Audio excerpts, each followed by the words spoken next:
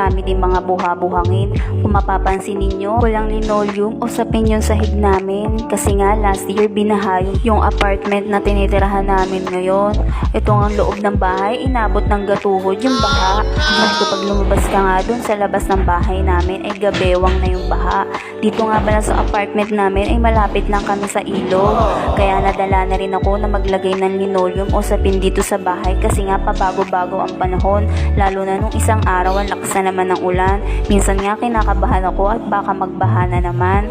Kung sasabihin ninyo bakit hindi kami lumipat ng bahay, sa totoo lang nakakailang lipat na kami ng bahay. Dahil nga ito yung malapit sa school kaya ito yung pinili namin para hindi na kami masyadong lalayo pa sa eskwelahan na pinapasukan ng anak ko. Nagwalis-walis na nga rin ako dito sa may likod ng pintuan at sa iba pang sulok ng bahay. Ang dami rin kasing mga buha-buhangin. Ewan ko ba kung sa mga nanggagaling yung mga yan. So yun na nga, nagmamadali na nga ako